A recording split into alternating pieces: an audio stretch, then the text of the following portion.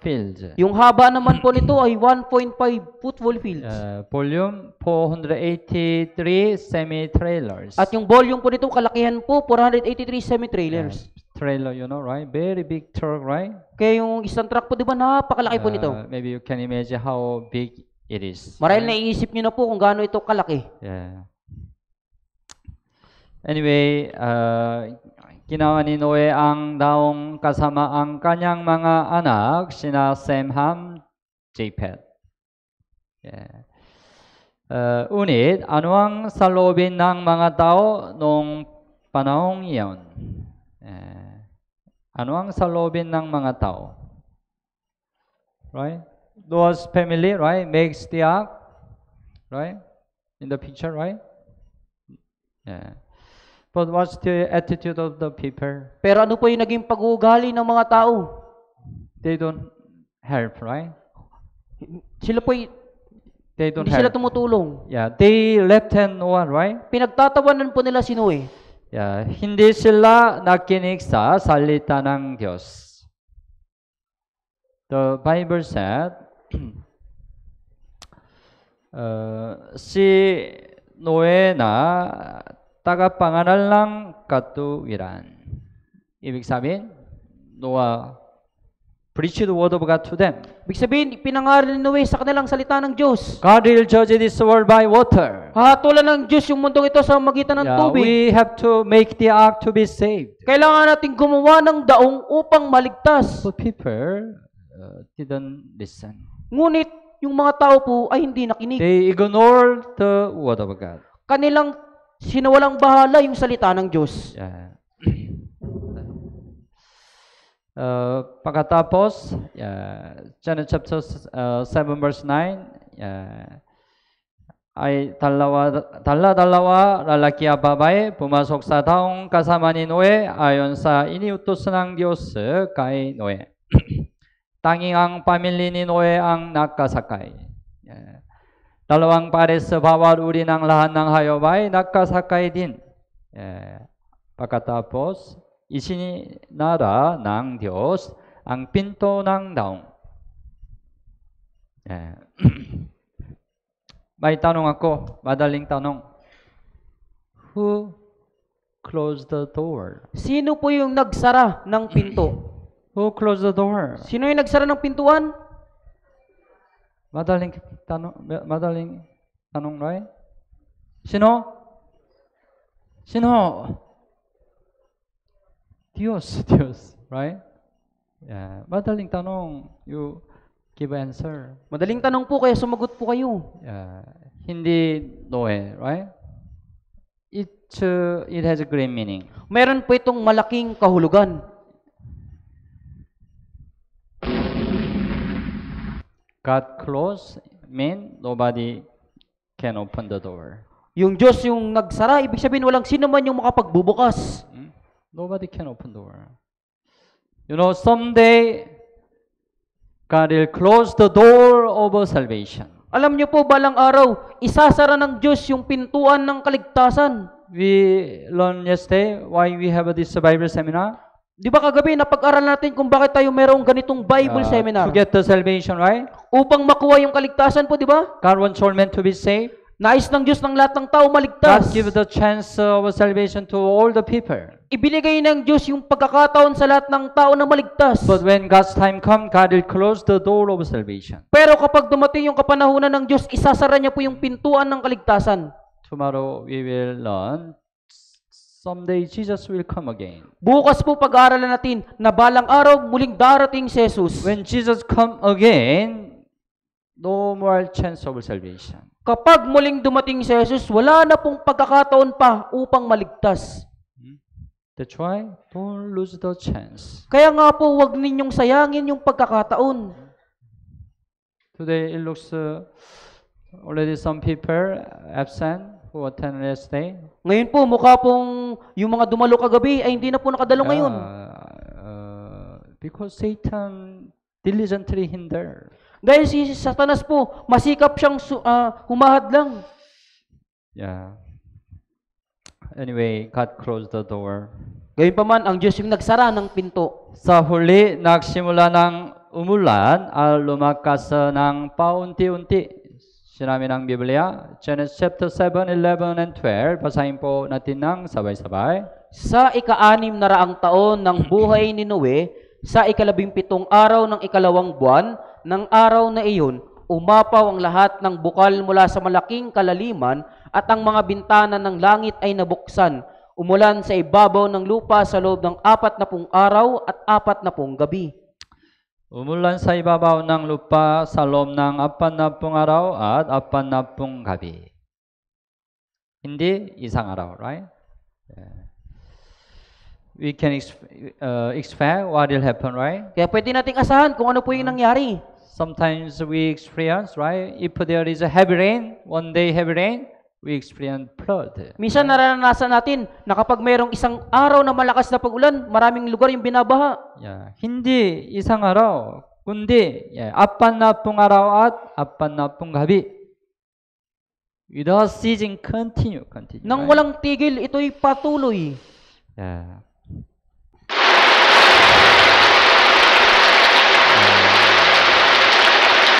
Malakas ulan, right?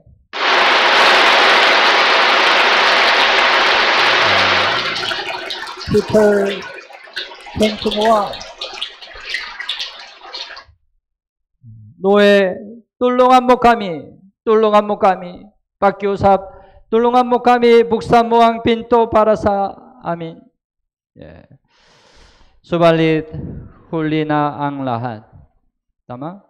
Ang Diyos ang nagsara ng pinto, maging si Noe, hindi niya kayang buksan ang pinto. Lumutang ang daong dahil sa pagtaas ng tubig, right? Inapawan ang lahat ng matataas ng mga bundok na nasa silong ng langit. The earth was covered by the water completely. Kaya yung lupa po ay talagang ganap na inapawan ng tubig. The Bible said the water flooded covered around 150 days. Sinasabi ng Biblia po, umulan po sa loob ng 150 days. Anong mangyari? Anong mangyari? Genesis chapter 7, 21 and 22. Basahin po natin ng sabay-sabay. At namatay ang lahat ng laman na gumagalaw sa ibabaw ng lupa, ang mga ibon, mga maamong hayop, mga mailap na hayop, bawat gumagapang sa ibabaw ng lupa at lahat ng tao. Ang bawat may hininga ng buhay sa kanilang ilong na nasa lupang tuyo ay namatay. Ang bawat may hininga ng buhay sa kanilang ilong na nasa lupang tuyo ay namatay. Lahat. Maliban family ni Noe. Walang sinuman ang nagawang iligtas ang sarili nila. Bakit sila namatay? Bakit? Dahil hindi sila naniwala sa salita ng Diyos. Pinaliwala nila ang salita ng Diyos. Ito ay dahilan. Kagaya ito. Tingnan.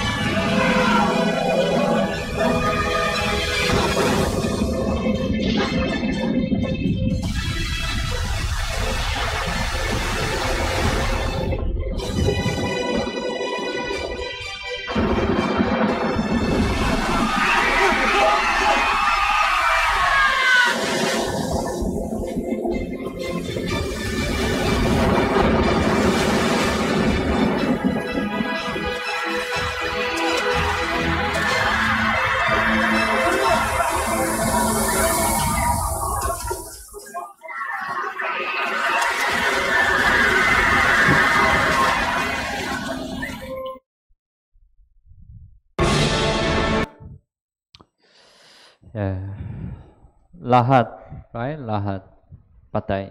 Yeah.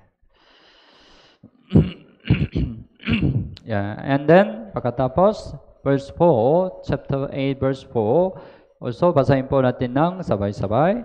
Nang ika-17 araw ng ika-7 buwan, sumadsad ang daong sa ibabaw ng mga bundok ng Ararat.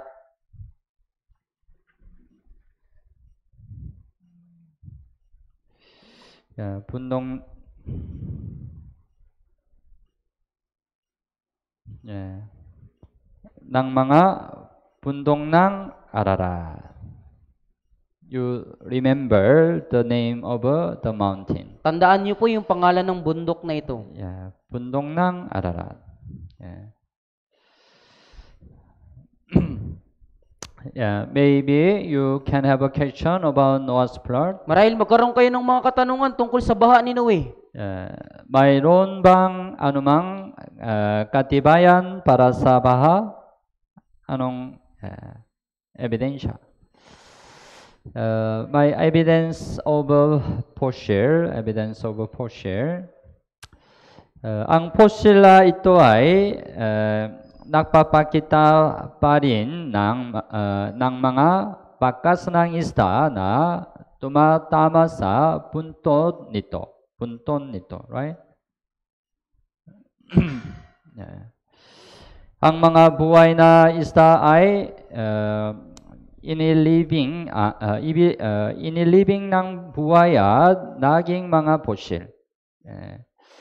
Anong situation? Big fish is eating small fish, right? Yung malaking isda, kinakain niyo po yung maliit na isda. Naging fossil ito ng nilamon ng malaking isda ang maliit na isda. Kaya ito, paano ginawa ang fossil? Ipagpalagay natin na isang isda ang namatay, pagkatapos ay hindi ito maaaring maging fossil kaagad.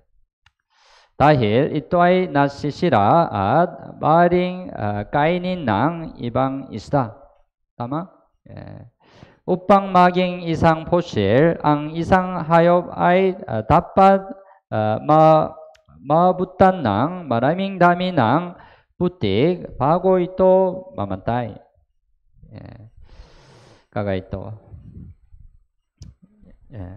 Isang isda ay lumalangoy, right? Biglang naabutan ng marami putik mula sa baha ang mga isda.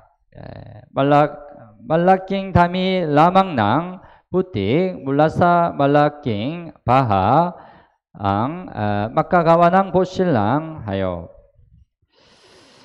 Tingnan.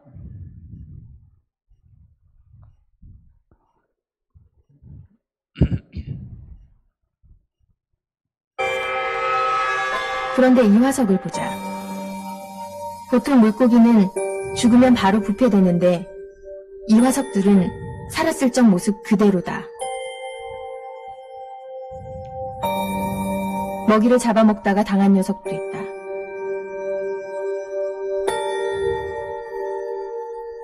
조개가 죽으면 껍데기가 벌어지는데 이 화석들은 하나같이 닫힌 채로 발견된다. 얘네들이 살아있을 때 갑자기 저탕 위에 매몰됐다는 뜻이다. 지층이 천천히 만들어진다면 결코 이런 모습을 간직할 수 없다. 그렇다면 화석이 묻힌 순서는 무엇을 Right? Yes. Without the great flood, this kind of fossil cannot be made. Kaya kung wala pa yung malaking pagbaha, yung ganitong uri ng mga labi po ay hindi po mabubuo. Yeah. So, maraming fossil sa buong mundo ang nagpapatunay ng malaking baha. Right? May maraming fossil sa buong mundo. May special na bundok sa Korea. Sa bundok na ito, mayroon maraming fossil lang isda. Bakit maraming fossil sa mataas na bundok? Bakit? Paano possible? Maaari bang lumipad ang isda sa bundok? Kaya o hindi? Hindi, right? Hindi natin may paliwanag ng walang malaking baha na tinakpan ng tubig ang mataas na bundok. Evidence of the salt lake. Yung makatibayan ng mga lawang asin. Ang gayon din, ang salt lake at rock salt ang katibayan ng baha ni Noe. Paano natin makukuha ang asin? Asin? You have a asin, right? Meron kayong mga asin po, di ba? Makukuha natin ito sa tubig dagat. Tubig dagat. You know, right? Sea water is a salty water. Tama? Sa mundong ito, maraming mga salt lake, rock salt na matatagpuan sa napakalayo mula sa dagat. Nangangahulugan ito na tinakpan ng tubig dagat ang buong mundo. Right? May maraming salt lake, rock salt. It's very far from the sea, right? Yan po yung malayo, napakalayo mula sa dagat. It means the water covers the whole us, right? Ibig sabihin yung tubig, yung bumalot sa buong lupa. So dito, Mongolia, it's a rock salt lake and rock salt. Ito po yung mga maalat na lawa at mga batong asin. You know the Bansang Mongolia, walang sea, right? They are very far from the sea. Wala sa bansang Mongolia, wala pong dagat, napakalayo nila sa dagat. They have a salt lake. Pero meron silang maalat na lawa. Bansang Turkey, patke white, kulay puti, salt lake. USA also meron salt lake. The city name is Salt Lake City. Yung pangalan ng city dito, Salt Lake City. USA. The famous, ang pinakasikat na salt lake sa mundo ay ang Uyuni Salt Lake sa Bolivia. Bansang Bolivia. Uyuni. It's also very far from sea, right? Yan din po ay napakalayo sa dagat. But this place, Salt Lake. Pero itong lugar na ito ay maalat na lawa. Ito ay Uyuni Salt Lake sa Bolivia. Ang lahat ng lupa ay natatakpan ng asin. Hindi mo kailangan magdala ng asin para sa pinakuluang ilog doon. Itlog doon. Right? Any place you can put, you can eat, right?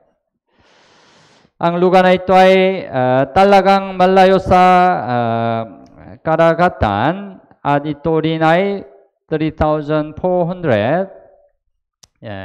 sa ibabaw ng dagat. Nangangahulugan ito na ang malaking baha ay umabot sa buong mundo. Salt. This is salt, right?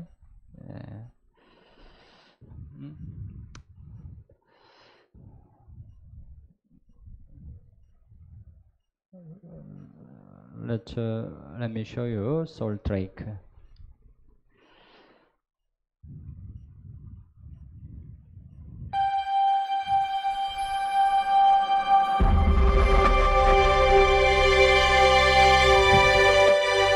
The Salar de Uyuni.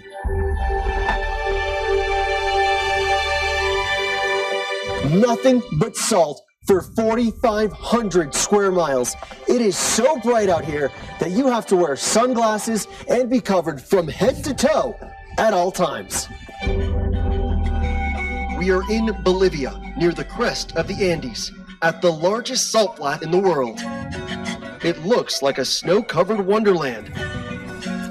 But these crystals leave a bitter taste. Esto es puro sal, 100% salt. 100% más, mucho más sal. Uno, dos, y...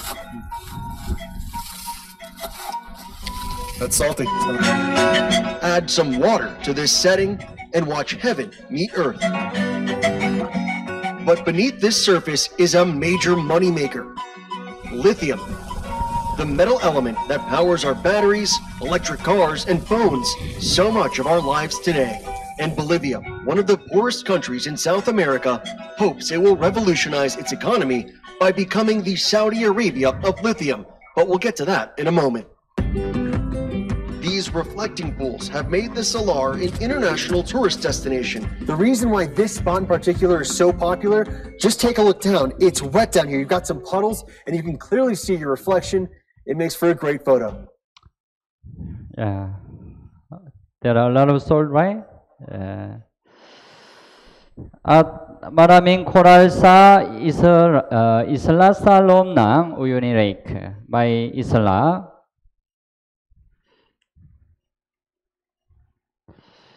May isla. Dito, right? May isla. Yeah. But maraming koral. Kaga ito. Yeah. We know, right? We can find the coral in the sea, right? Alam po natin na makakahanap tayo ng coral sa dagat. But why maraming corals meron dito high mountain, right? Yeah. It means a long time ago it was covered by seawater. Dahil nung unang panahon, ito po'y nabalutan ng tubig dagat. Yeah, so Salt Lake testify Paninoe. Kaya pinapatunayan po ng maalat na lawa yung baha ni Noe. Yeah. And ang daong ba ay nasa bundok pa rin ng Ararat? Nasa bundok pa rin? Yeah. My mountain, Arayat. Don't confuse. Huwag kayong maguluhan po dito. I told you, remember the name, mountain name. Sinabi ko sa inyo, tandaan niyo po yung pangalan. Anong tamang pangalan? Mountain? Arayat? Ararat. Oh, good. Ararat Mountain. Ararat Mountain. Right? Hindi Arayat. Pampanga meron Arayat. Yeah, the map also indicate Mountain Ararat. Dito. Bansang Turkey. Right? Dito. Bansang Turkey, right? And the Bible said, mountains of Ararat. At sinasabi ng Biblia, mga bundok ng Ararat. Bakit mountains of Ararat? Yeah, because there are two mountains. Dahil meron po ditong dalawang bundok. Naintindihan niyo po? Yeah. Ang mga bundok ng Ararat ay napakataas. Ang taas ay 5,165 meter. Very high mountain. Yan po yung napakataas na bundok. Narito ang bundok ng Ararat, laging nagyayelo sa tuktong ng bundok. Dahil ang taas nito ay higit 5,000 meter. Ang Arko ang nasa loob ng yelo. Maraming tao ang dumalaw na doon. Maraming tao ang natakbuhan ng Arko sa bundok ng Ararat. Kapag natutunaw ang yelo, malinaw natin itong makikita.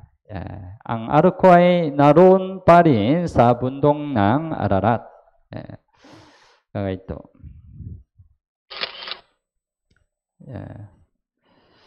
Si Navarra mula sa France ay pumutol ng piraso ng kahoy mula sa Arko sa bundok. Ito ang piraso ng Arko. Piraso ng Arko. So, it's evidence. Yan po'y katibayan.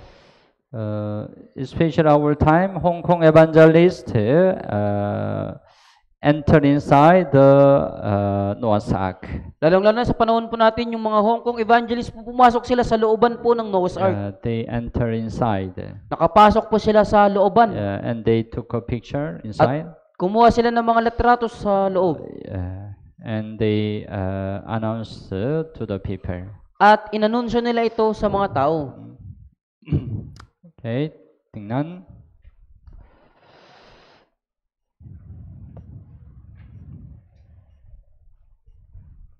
Bible scholars say somewhere out here in eastern Turkey, Mount Ararat has long been the favorite theory.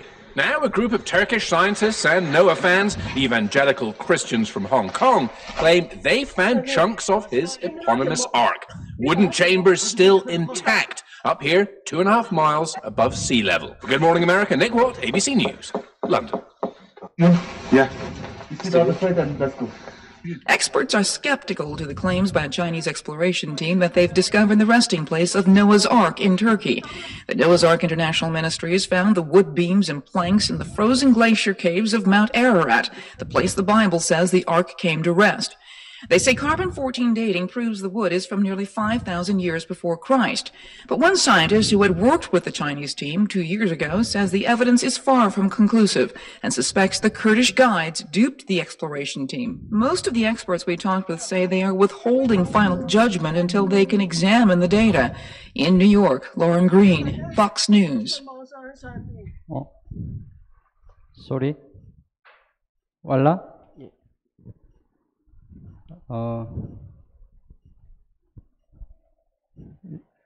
Bible scholars say somewhere out here in eastern Turkey, Mount Ararat has long been the favored theory.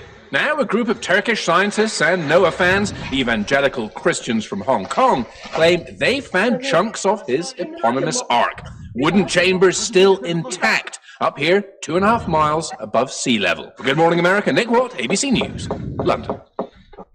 Yeah. You see the other side, and let's go.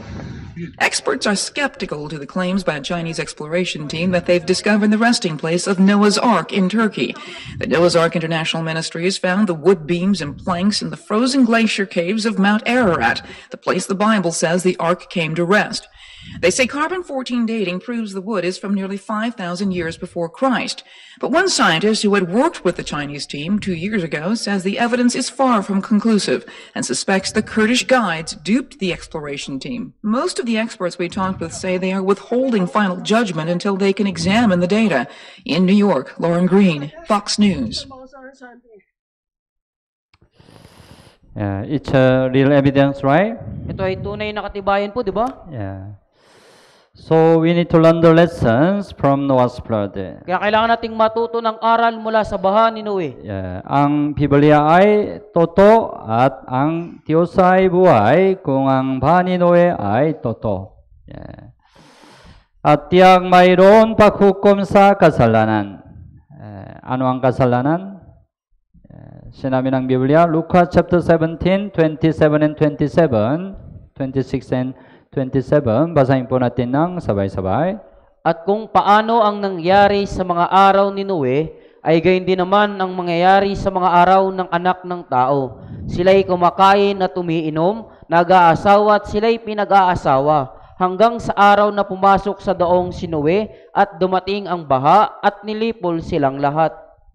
Mahanap mo ba ang anumang kasalanan sa bersikulo ito? Sinabi ng Biblia, sila'y kumakain at uminom, nag-asawa at sila'y pinag-asawa. Ano ang kasalanan? Ano ang kasalanan? It's a normal life, right? Yan po yung normal na pamumuhay. Kasalanan ng dahilan, kaya ikaw ay malayo sa Diyos. Nakatuon lang sila sa physical na buhay. Physical na buhay. Ibinigay ng Diyos ang lahat ng kanilang pangangailangan. Unit hindi sila naglingkod sa Diyos. Right? Malaking kasalanan iyon sa harap ng Diyos. Paano po kayo?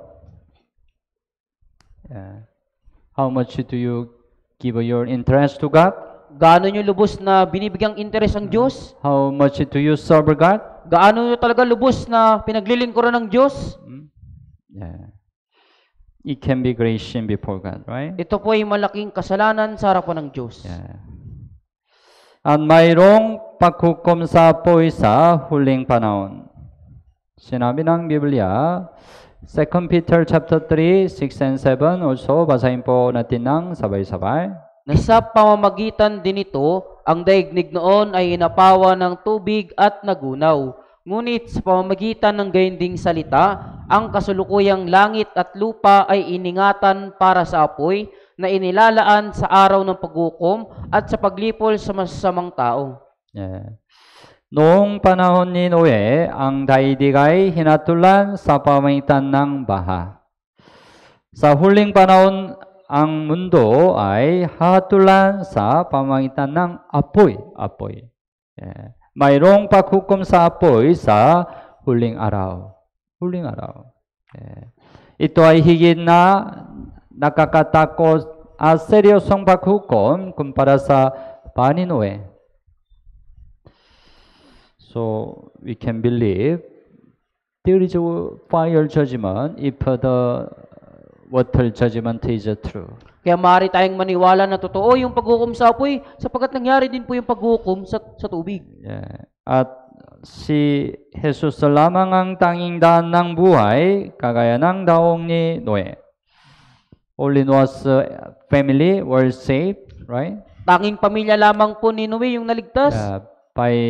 Through the ark, right? Sa magitan po ng daong. Now we can be saved only through Jesus Christ. Ngayon po maliligtas tayo sa magitan lamang ni Jesus. So fifth session, we will learn about Jesus Christ. Sa ikalimang session, pag-aaralan natin ang tungkol kay Jesus. You have to clearly understand who is Jesus. Kaya kailangan nating malinaw na makilala kung sino ni Jesus. So Noah's flood is also real history, right? Kaya yung bani Noe ay tunay din pong nangyari. Tama mo ba? Pag-isipan natin, Babel Tower. The Bible says about Babel Tower. At sinasabi din po ng Biblia ang tungkol sa Tore ng Babel. Genesis chapter 11, verse 1 and 2. Basahin po natin ng sabay-sabay. Noon, ang buong lupa ay iisa ang wika at magkakatulad ang salita. Sa kanilang paglalakbay sa silangan, nakatagpo sila ng isang kapatagan sa lupain ng Shinar at sila'y tumira doon. Ang buong lupa ay isa ang wika at magkakatulad ang salita. Dati na ang buong mundo ay may isang wika, unit nahati ang wika dahil sa Babel Tower. Anong nangyari? Verse 3 and 4, also basahin po natin ng sabay-sabay. At sinabi nila sa isa't isa, "Hali kayo, tayo gumawa ng mga tisa at ating lutuing mabuti. At ang kanilang bato ay tisa at ang alkitran ang kanilang semento." Sinabi nila, "Hali kayo, magtayo tayo ng isang lungsod at isang tore na ang taluktok nito ay hanggang sa langit. At gumawa tayo ng pangalan para sa ating mga sarili. Baka tayo magkawatak-watak sa ibabaw ng buong lupa." Magtayo ng isang lungsod at isang tore. Isang tore, ito ay tore ng Babel.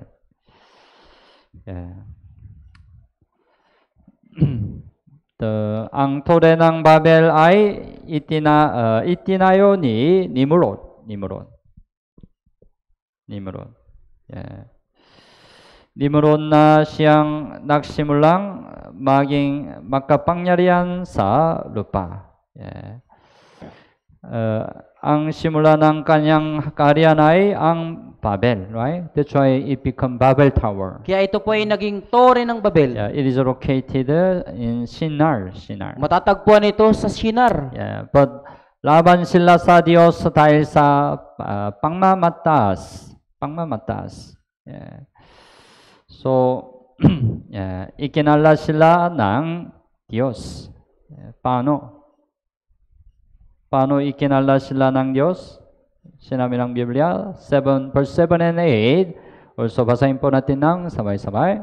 "Hali kayo, tayo bumaba at ating guluhin ang kanilang wika upang hindi nila maunawaan ang pananalita ng bawat isa. Kaya't ikinalat sila ng Panginoon mula roon sa ibabaw ng buong lupa at tuminto sila sa pagtatayo ng lungsod."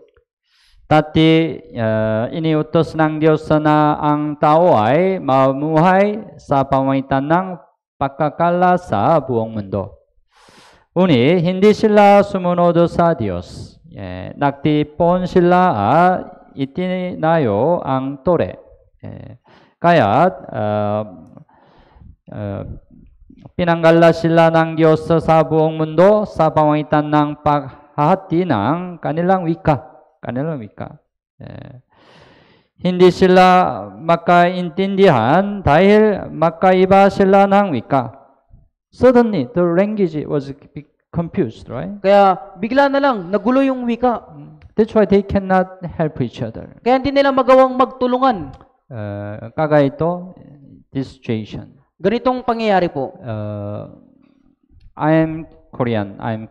Ako po isang Koreano. That's why originally I'm using Korean language. Kaya sa katunayan, gumagamit si pastor ng Korean language. But if I use Korean language, nobody understand, right? Pero kung gagamit ako ng salitang Koreano, hindi niyo po maintindihan. Let's suppose we build the tower together. Pagpalagay natin, magkasama tayong nagtatayo ng tore. We have to help each other, right? Kailangan natin tulungan yung isa't isa, di ba po? Then I use Korean language. O tapos ginamit ko yung salitang Koreano. Oh, please, I use Korean language.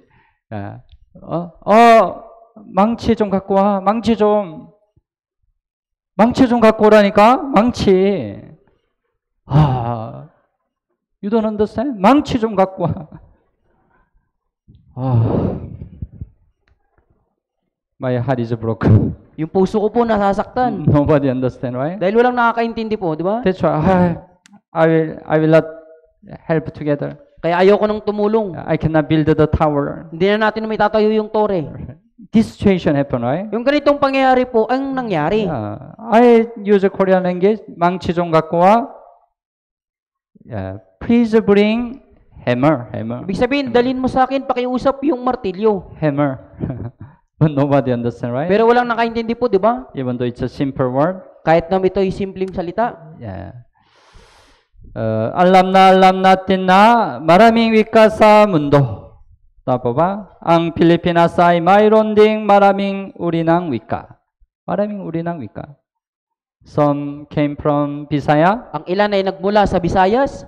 You use Bisaya language, Kaya ginagamit nyo ay Bisaya. Some came from Bicol. Yung ilan ay nagmula sa Bicol.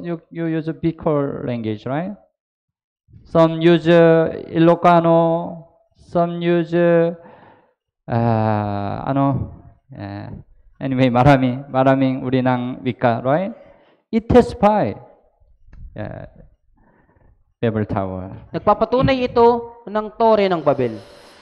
So scientists say languages have one root.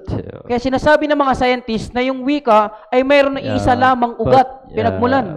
From one root, it divided many language. Mula sa iisang ugat at ito'y nahati sa maraming wika. Babel Tower was located at Alay in Iraq. Ang tore ng Babel ay matatagpuan sa Alay, Iraq. So our time it was found the location. Kaya sa ating panahon natagpuan po yung lokasyon nito.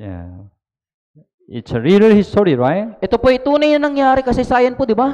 So we check evidence of history. Kaya sinuri natin yung katibayan ng kasaysayan. Toto, right? Toto. From now, pag-isipan natin kasaysayan ng Israel.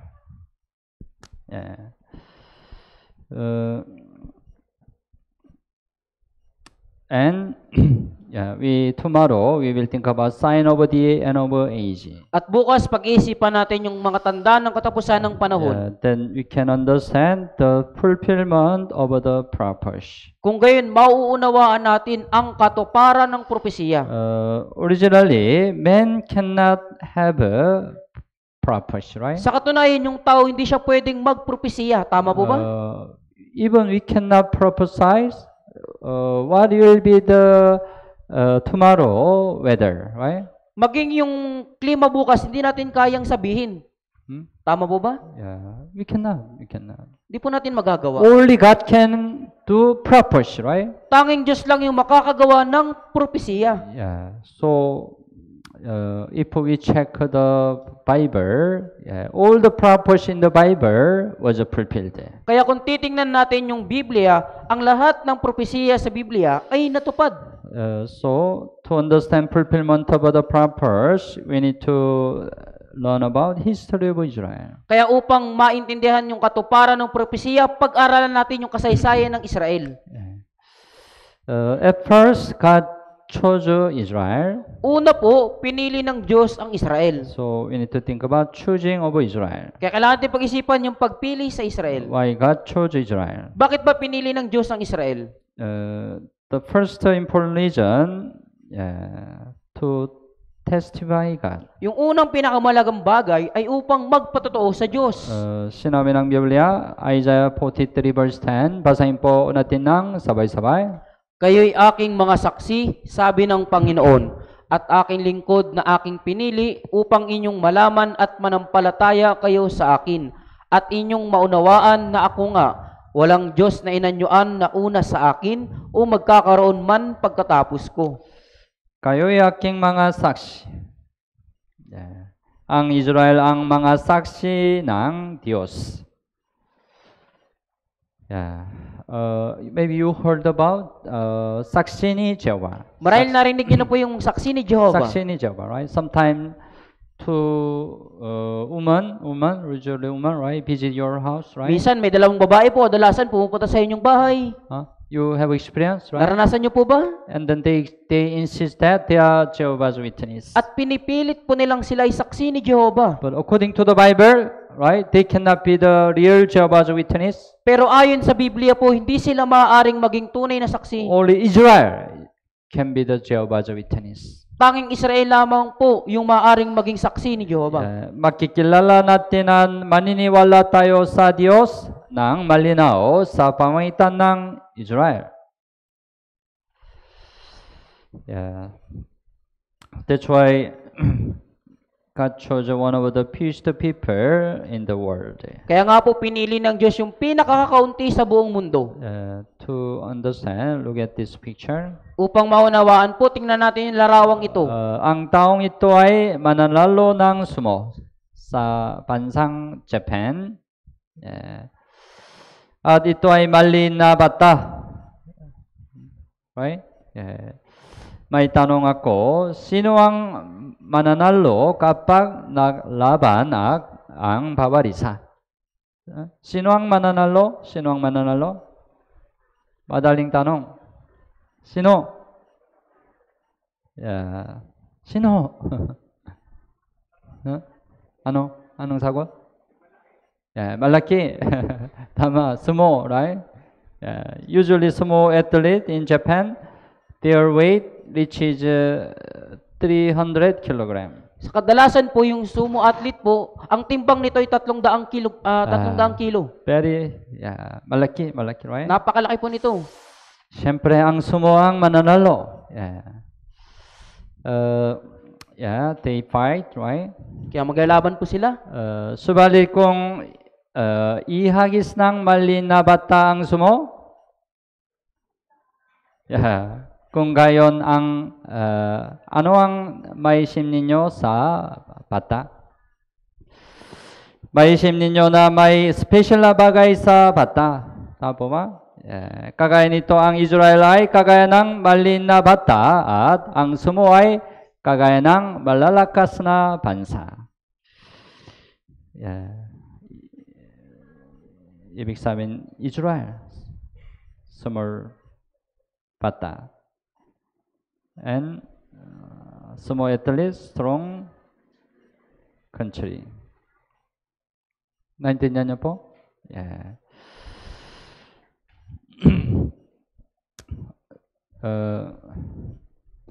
Iniisip ng ibang tao ang malalakas na bansa ang mananalo laban sa Israel. Subalit, Israel ang nananalo laban sa mga malalaking bansa sa tulong ng Panginoon. Tulong ng Panginoon.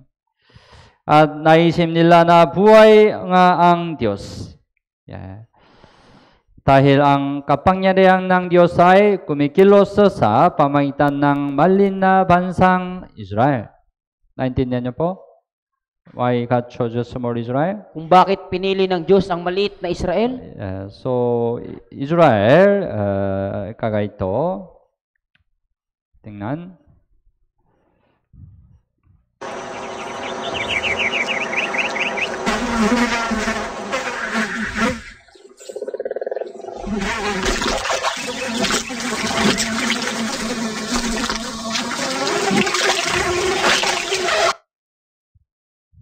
Too surprising, right? Naamangha po, di ba? Yeah, Israel is like the fly. Yung Israel ay tulad po ng isang Yeah, langaw. because God help Israel, right? Dahil tinutulungan ng Diyos yung Israel. Yeah. So God chose one of the few people to testify God. Kaya pinili ng Diyos yung pinakakaunting mga tao po upang magpatotoo sa Diyos. Yeah. And also Israel is located at the center of the world. At yung Israel po ay matatagpuan sa gitna ng daigdig. Yeah, Sun, Bansang Israel. Yeah, dito Korea, Philippines dito. Yeah, Israel dito. Yeah. That's why they are located the center of the world. They can testify God to the whole world. Dahil matatagpuan po sila sa gitna ng daigdig, magagawa nilang magpatotoo sa buong mundo. Okay. Yeah, at upang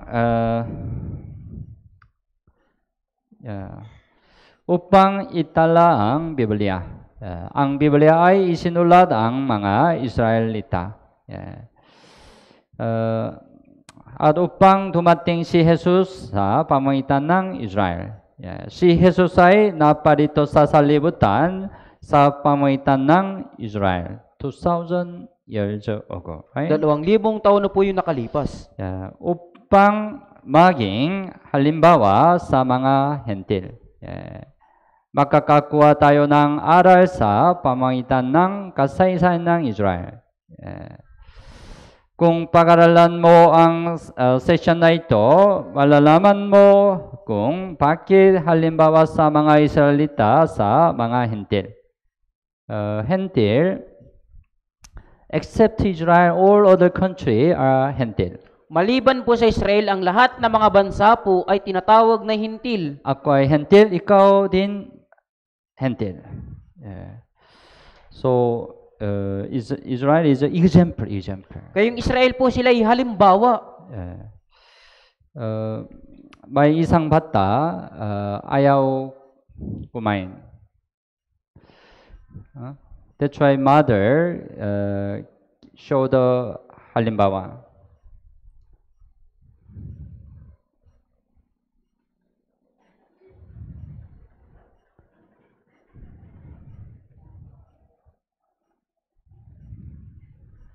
Halimbawa, right? That's why the child eat very well, right? Kaya yung bata talagang kakain po, di ba? It's a halimbawa. When Israel obey, they are blessed. Kaya kapag ang Israel ay sumunod, sila ay pagpapalain. But when they disobey, they are cursed. Pero kapag sila ay sumuway, susumpain sila. We can learn the lesson through the history of Israel. Kaya matututo tayo ng aral mula sa kasaysayan ng Israel. Yeah. To let us know the time of God. At upang ipaalam sa atin yung kapanahunan ng Diyos. Through the history of Israel, we can know God's time. Kaya sa makita ng kasaysayan ng Israel, malalaman natin yung tala-orasan ng Diyos. Ang Israel ay orasan ng Diyos. Malalaman natin ang orasan ng Diyos sa pamamagitan ng kasaysayan ng Israel. Dahil ito ay nakasulat na sa Biblia mula sa simula hanggang katapusan.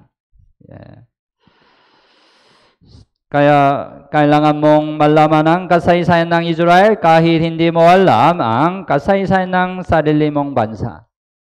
Bakit? Dahil ang kaalaman tungkol sa kasaysayan ng Israel ay magdadala sa iyo sa pagkakilala sa Diyos. Okay? Ngayon pag-aralan natin ang kasaysayan ng Israel. Okay? Among the history of Israel, there is a time they crossed the Red Sea. At sa kasaysayan ng Israel po, may panahon po na kung saan sila ay tumawid sa dagat na pula. Kasaysayan ng Israel, ang unang ninuno ng Israel ay si Abraham. Naging anak ni Abraham si Isaac, naging anak ni Isaac si Jacob. Nagkaroon ng 12 anak si Jacob. 12 anak. si Jose ay naging pinuno ng Ehipto. Noong panahong iyon, lahat ng Israelita ay lumipas sa Ehipto mula sa Kanaan. Subalit ginawa ng hari ng Ehipto na alipin ang mga Israelita. Nang panahong iyon, sinugo ng Diyos si Moses upang iligtas ang mga Israelita. Pinanggunahan ni Moses ang mga Israelita sa pamamagitan ng tulong ng Diyos. Ito ay Exodus. Tumawid sila sa dagat pula sa pamamagitan ng paghati nito sa tulong ng Diyos. Pag-isipan natin tungkol sa Exodus. Anong nangyari? Exodus chapter 14:21. Basahin po natin ng sabay-sabay.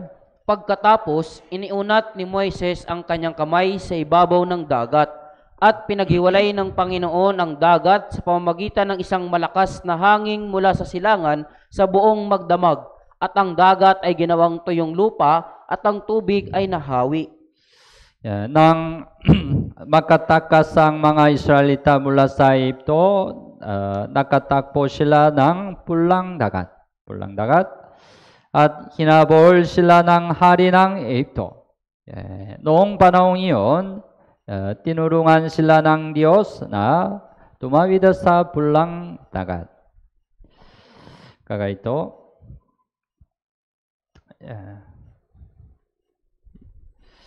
Exodus chapter 14:22. Also, basahin po natin ng sabay-sabay. Ang mga anak ni Israel ay pumasok sa gitna ng dagat sa ibabaw ng tuyong lupa. Ang tubig ay naging isang pader sa kanila, sa kanilang gawing kanan at sa kanilang kaliwa. And then, Egyptian army, including the king, also entered the Red Sea. Pagkatapos yung hukbong Ehipsyo po at yung kasama yung hari, sumunod po. What happened to them? 28, basahin po natin ng sabay-sabay. Ang tubig ay bumalik at tinakpan ang mga karwahe, ang mga mangangabayo, ang buong hukbo ng paraon na sumunod sa kanila sa dagat. Walang natira kahit isa sa kanila. Walang natira kahit isa sa kanila. Namatay ang lahat ng Ehipto kasama ang hari. Ito ay tunay na kasaysayan. Okay, tingnan the video clip.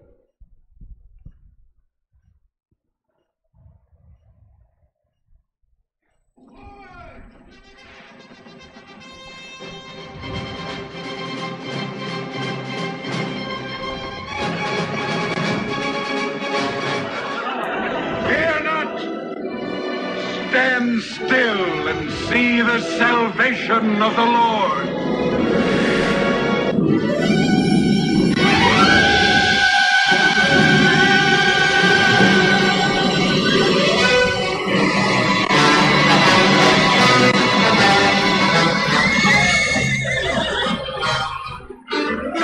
You, great one, you cannot reach the fire of God.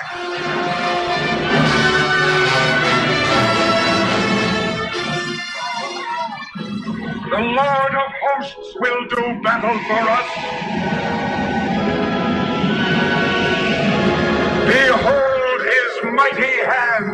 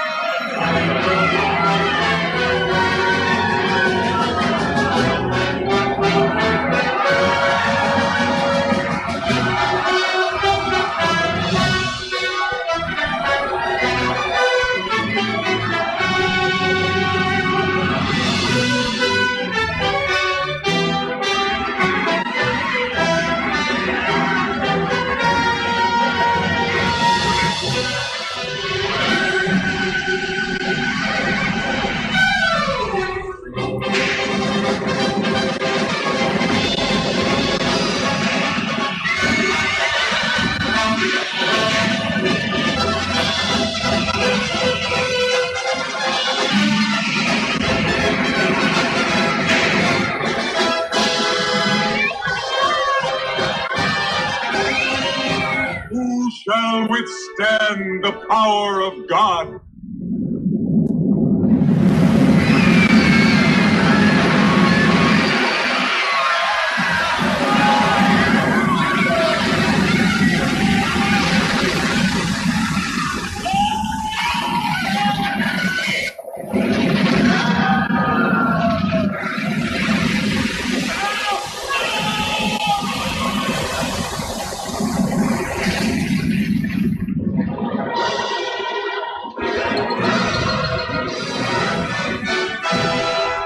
Thou didst blow with thy winds, and the sea covered them.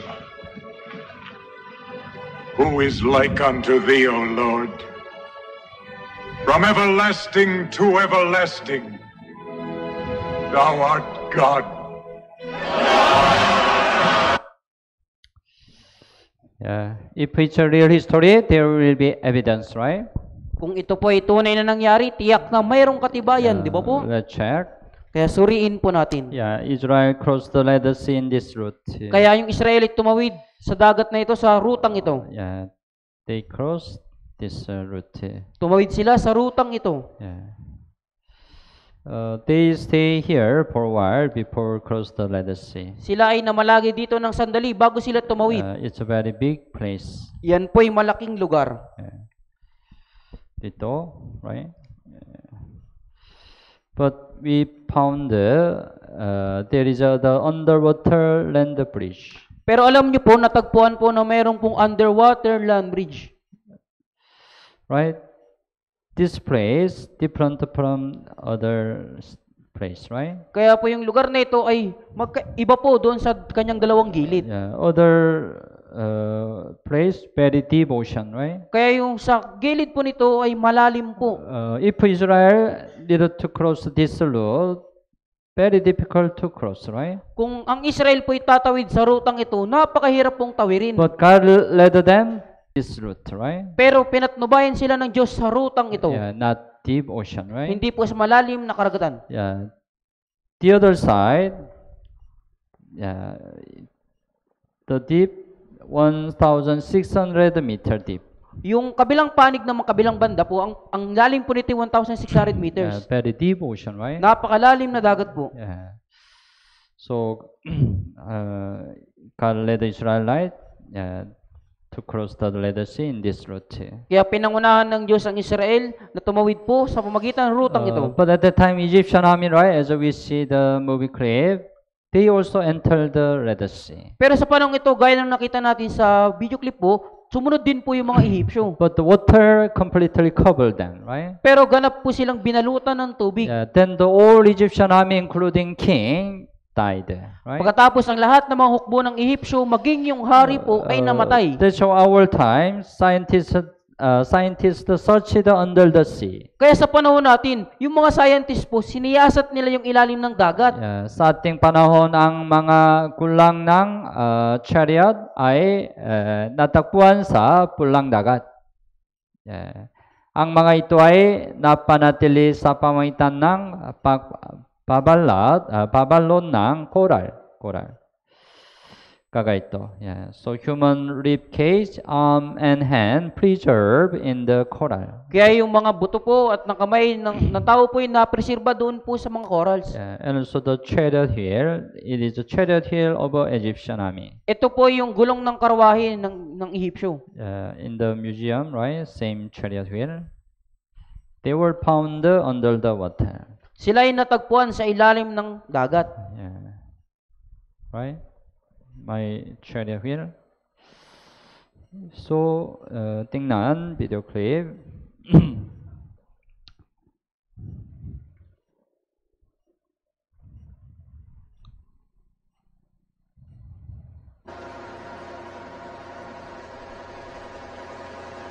Noong tagsibol ng taong 2000, inilubog sa tubig ng Discovery Media Team ang isang robotic camera sa unang pagkakataon. Kailan man hindi pa ito nagawa, wala pang nakarating dito na may dalang remote-controlled camera. Gamit ang camera, nakita sa mga pagsisiyasat ang maraming hugis at bagay na kawangis ng mga karwahe. Kabilang ang mga tumubong coral na mga pabaluktod, pabilog at patuwid na mga paras na madamit magkakadikit at kakikitaan ng anyo ng pagkawasak. Ngayong kami ay nakakapaglibot gamit ang remote-controlled camera, paulit-ulit naming nakikita ang mga kakaibang hugis at anyo na gaya ng nakikita nyo. Hindi lamang ito sa isang lugar, kundi makikita mo sila ng paulit-ulit. May mga pagkakataong makakita ka ng isang bagay na mukhang axle, parang rayos at gulong. Kaya masasabi mo sa iyong sarili, oh, hindi ito coral reef. Ito isang coral na tumutubo sa isang bagay na gawang tao. Mula pa noong unang mga pagsasaliksik sa Nueva, isa sa mga natatanging anyo ang parating natatagpuan sa palapag ng dagat. Isang payat na estrukturang hugis-bilog na parang mesa, minsay nakabaliktad at ang ilalim may kinapitan na ng coral. Isang tuwid na tangkay at may pabilog na tuktok.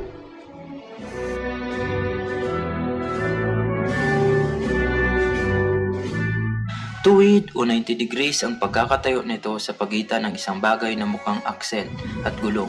Makikita mo ito sa iba't ibang paraan ng pagkakatayo at ang itsura nito ay ibang-iba sa karaniwang pagtubo ng coral. Sa gitna ng mga ito, kinunan ni Pontia ng larawan ng pabilog na bagay na ito na nakakabit sa mukhang nabaling axle o nahating gulong ng karwahe. Ang discovery na ito ay mahalaga dahil sa dalawang dahilan. Una, naitala ni Pontia ng hugis ng mga coral na anyong gulong. May mga sukat itong kawangis sa mga sinaunang ginagamit na karwahe ng mga Ehipsyo, direkta sa sinasabing pinagtawiran sa Nueva ng mga Israelita. Pangalawa, ang pagkakatuklas na ito ay nagbigay din ng patunay sa mga naunang katibayan tungkol sa mga hugis-gulong na nadiskubre sa parehong baybayin ng Dagat Pula na talagang sumasang-ayon sa sinasabi ng Biblia. Tinunghayan ng Panginoon ang hukbo ng Ehipsyo at kanyang inalisan ng gulong ang kanilang mga karwahe. Yeah, it's also real history, right? Ito rin po ay tunay na kasaysayan po, di ba? Yeah.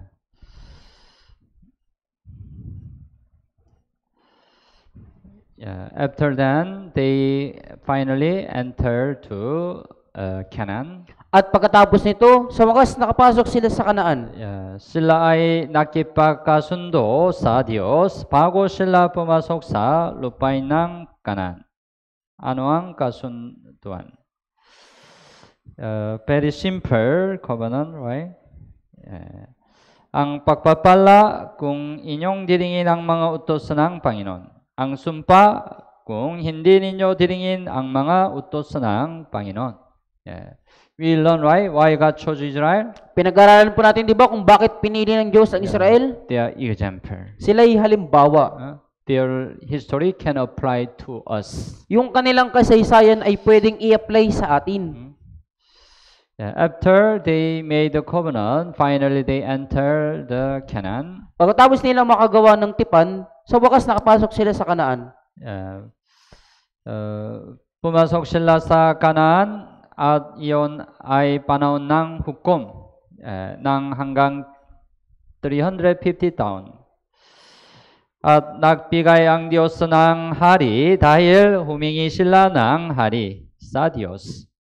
Unang hari ay si Saul, pangalawang hari ay si David. At ang anak ni David si Solomon. Nang panahon ni David at Solomon, ang Israel ay nakatanggap ng pagpapala. Subalit nang tumanda na si Solomon, sumuway siya sa Diyos at sumamba sa mga Diyos-Diyosan. Kaya hinati ng Diyos ang Israel sa dalawang bansa.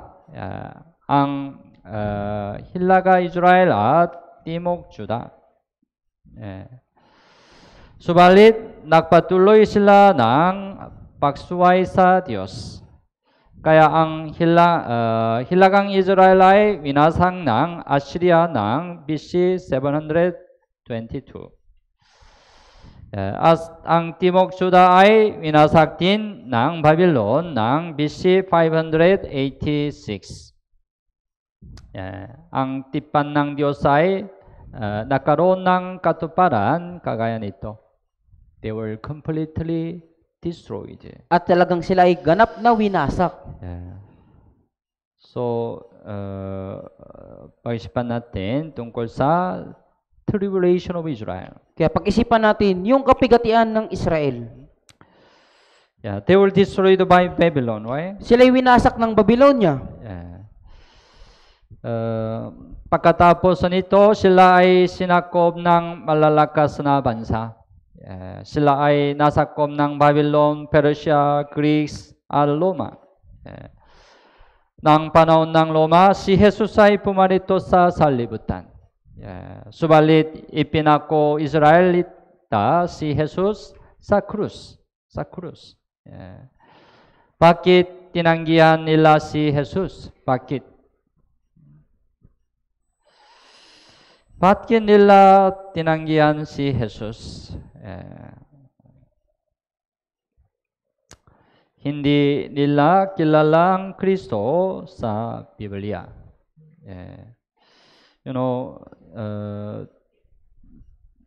There are two images of a Messiah in Alam the niyo Bible. po, meron pong dalawang larawan ng Mesiya. Sinabi ng Biblia, una, si Jesus ay paparito sa sanlibutan upang iligtas ang mga makasalanan sa pamamagitan ng pagpapako sa krus. At si Jesus ay muling darating sa mundo sa ikalawang beses upang hatulan ang sanlibutan bilang hari ng mga hari.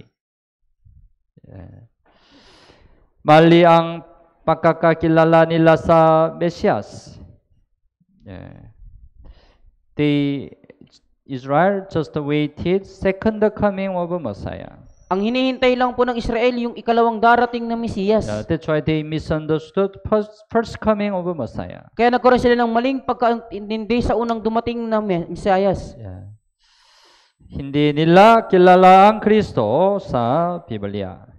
At hinihintay nila ang Kristo bilang hari ang makapagdadala sa kanila ng kalayaan.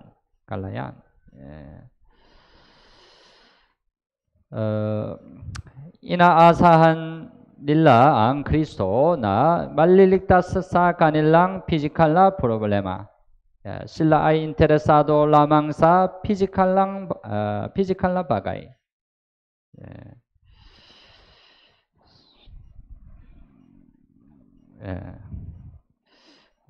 Inaasahan nila ang Kristo na maliligtas sa kanilang physical na problema. Hindi sila interesado sa problema ng kanilang espiritu.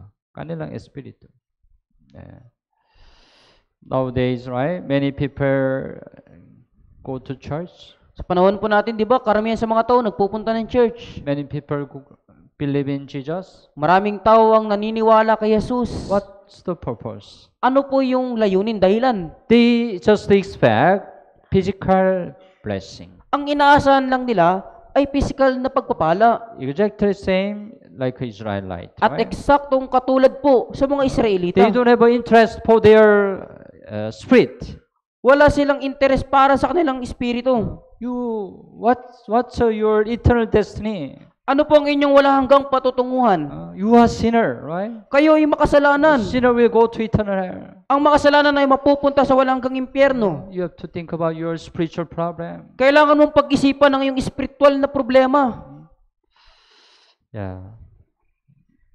That's why Israelite rejected Jesus. Kaya tinanggihan ng mga Israelita si Jesus. Ang pinakaseryosong pagsuway ay ang pagtanggi kay Jesus. So, what will curse they will receive was already prophesied in the Bible. Kaya yung sumpa na kanilang tatanggapin po ay nakapropesiya na sa Biblia. Leviticus chapter 26 verse 33. Basahin po natin ng sabay-sabay.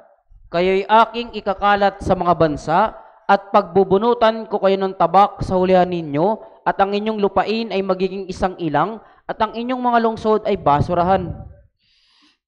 Leviticus was written around 3,500 years ago, right? Ang aklat ng Levitico po ay naisulat 3,500 taon na po ang nakalipas. But this time, the Bible already prophesied what curse Israel will receive. Pero sa panahong ito, naipropesiya na po sa Biblia kung anong sumpa yung tatanggapin ng mga Israelita. Tatlong sumpa ang hinulaan ng Biblia, right? Tatlong sumpa. Yeah. So, the land of promise become desolated land. Yung lupaing pangako po magiging basurahan. Yeah. Dati ang original ang lupain ng Israel ay matabang lupa. Subalit, matapos na sila ay paalisin mula sa kanilang sariling lupain, ang kanilang lupain ay naging tigang na lupa. At ang kanilang bansa ay ikakala sa buong mundo. Ikakala sa buong mundo. Ang Jerusalem ay sinakop ni Titus noong AD 70. Ang lahat ng mga Israelita ay ikinala sa buong mundo. Hindi sila nakapamuhay sa kanilang sariling lupain. At ang pagpapala mula kay Jesus ay pinalitan sa sumpa. Matapos na paalisin sila sa kanilang sariling lupain, sila ay pinagpapatay ng iba't ibang bansa saan man sila magpunta. It also already prophesied in the Bible. Deuteronomy chapter 28, 57, basahin po natin ng sabay-sabay. At sa kanyang isinilang na lumabas sa pagitan ng kanyang mga hita at sa kanyang mga anak na kanyang panganganak, sapagkat lihim niyang kakainin sila dahil sa kakulangan ng lahat ng mga bagay, sa pagkubkob at sa kahirapang ipinaranas sa iyo ng iyong mga kaaway sa iyong mga bayan. Lihim niyang kakainin sila. Maging ang kanilang sariling anak ay kinain nila. Nakapropesya din na maging ang kanilang sariling anak ay kakainin nila. Gaano ka terribleng sumpa ito? Tapo ba? Ang sumpa ring ito ay nakapropesya na sa Biblia, 3,500 taon na ang nakakalipas. Deuteronomy chapter 28, 66, basahin po natin ng sabay-sabay. At ang iyong buhay ay mabibitin sa pag-aalinlangan sa harapan mo, at ikaw ay matatakot gabit araw, at mawawalan ng katiyakan ng iyong buhay. Wala silang kasiguraduhan sa kanilang buhay. Dahil sinusundan sila ng tabak saan man sila magpunta. It really happened in the history of Israel. At ito ay talagang nangyari sa kasaysayan ng Israel. Ayon sa propesyang ito, ang Jerusalem ay winasang ng imperyo ng Roma noong AD 70.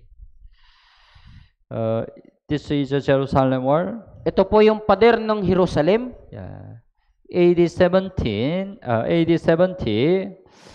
Roman General Titus besieged this Jerusalem war. Nung taong AD 70, kinubkob ni General Titus po yung pader ng Jerusalem. For 5 months. Sa loob po ng 5 buwan. 5 months. Nobody can enter and go out. Walang sino man yung makapasok at makalabas. That's why they already used all the food. Kaya naubos na po nila ang lahat nilang pangapagkain.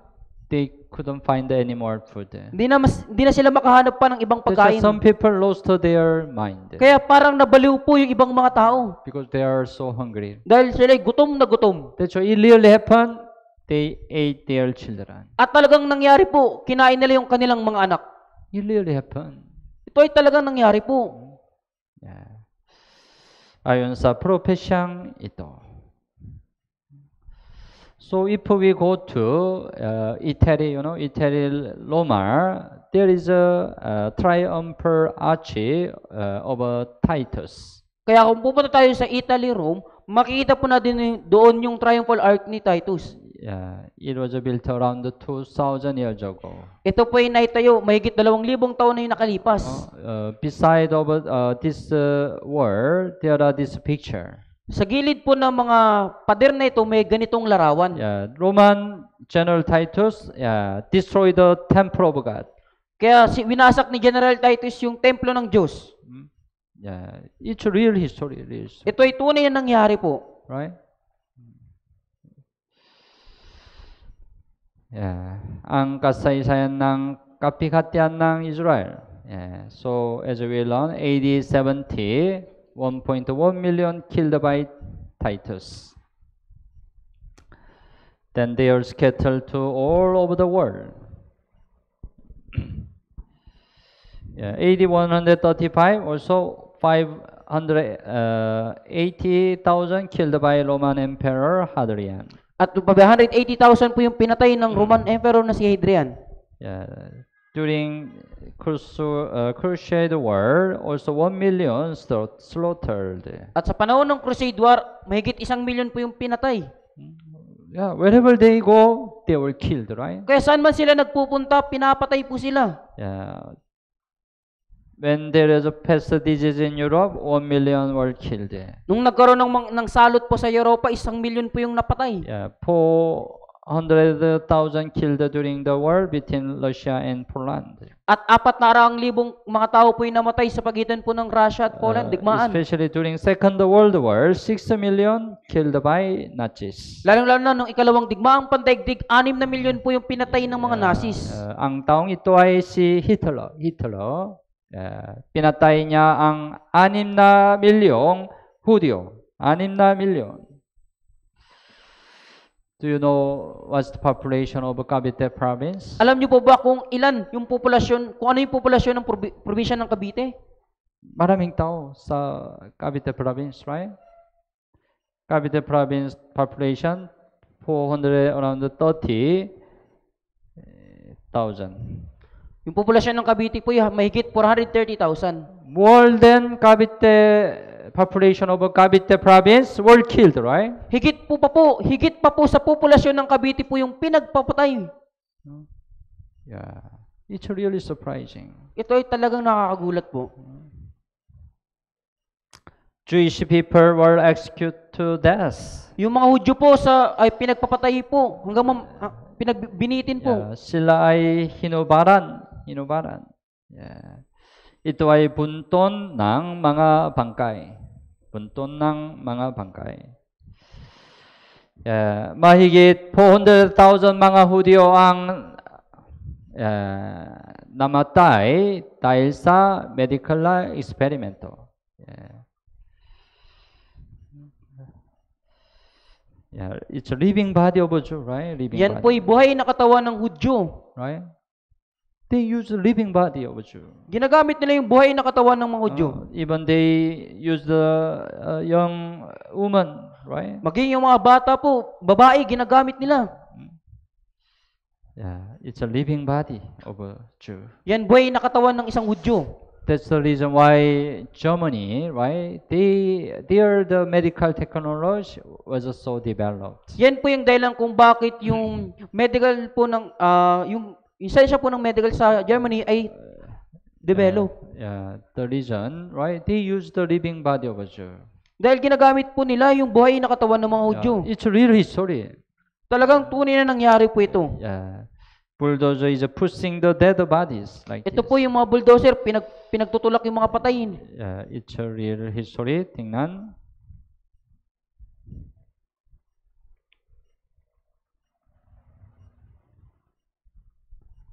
Les convois s'égarent, stoppent, repartent, sont bombardés, arrivent enfin.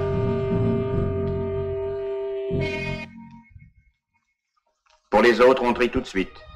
Ceux de gauche iront travailler, ceux de droite. Ces images sont prises quelques instants avant une extermination.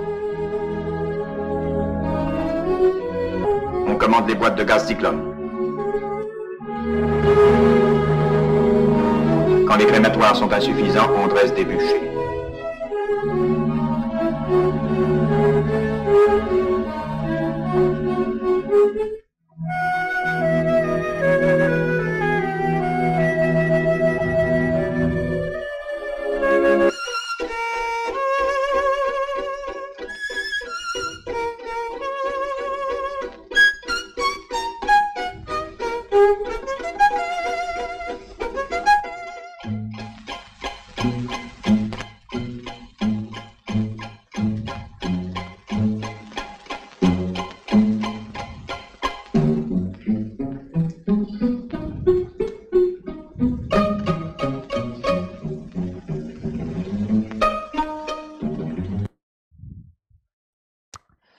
Yeah, it's a really terrible curse, right? Ito ay talagang tilibring sumpa. Yeah, but it's a real story.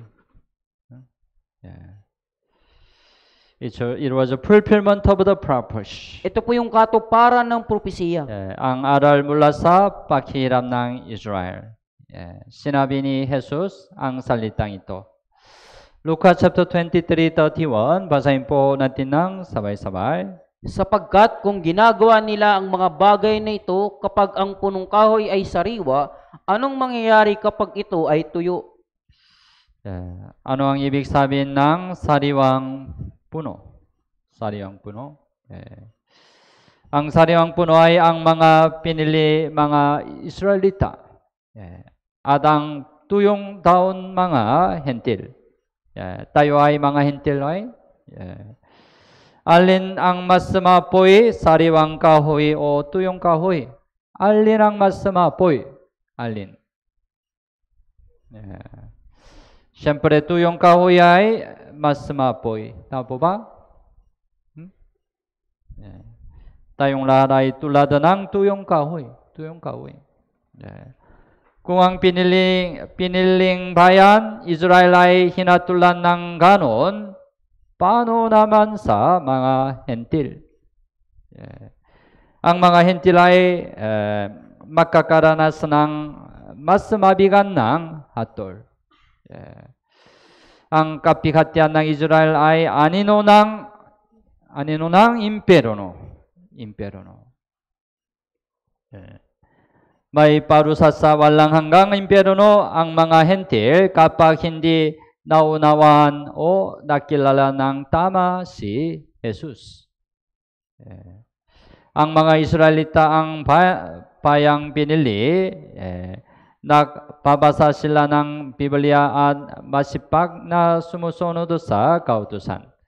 Subalit mali ang pagkakakilala nila kay Jesus, kaya sila ay isinumpa. Dapat mong malaman na ang baha ng panahon ni Noe at ang kasaysayan ng Israel ay may direktang kaugnayan sa iyong buhay. Hindi ito isang alamat. Kaya huwag kang malilito sa pagkakakilala kay Jesus. Dapat makilala mo si Jesus ng tama sa pamamagitan ng Bible seminar na ito. Okay? So, you have to get the salvation through this Bible seminar. Kaya kailangan yung magkaroon ng kaligtasan sa magitan ng itong Bible seminar. We shouldn't be like Israelite. Huwag po tayong maging katulad ng mga Israelita. Yes. Okay? So today, we think about the evidence of history and the fulfillment of the prophecy. Kaya sa gabing ito, ay pinag-isipan po natin yung katibayan ng propesiya at katibayan ng kasaysayan po at katuparan ng propesiya. Tomorrow, we will think about sign of the end of age. Bukas po, pag-aaralan natin yung mga tanda ng katapusan ng panahon. It's also really important. Yan din po ay talagang napakahalaga. Continue. Magpatuloy po. Don't absent. Huwag po kayong lumiban. Yesterday you promised, but some looks absent. Kahapon po nangako kayo, pero parang yung iba po ay lumiban, absent. Tomorrow, see you again, right? Magkikita po tayong ulit bukas. Promise? Pangako po. Okay. Malalangin po tayo. Mahal namin at mahabaging Ama, Salamat po sa takilang pagkakataong ito na ibigay mo sa amin upang mag-aralang salita ng Diyos. Hinihiling ko po na tulungan mo ang mga taong ito na makadalo sa Bible Seminar hanggang sa katapusan. Ipakalo mo po ang kaligtasan sa lahat ng dumalo. Kami ay nagtitiwala lamang sa iyong habag at biyaya. Ito po ang aming dalangin sa pangalan ni Jesus. Amen. Okay, salamat po. See you tomorrow.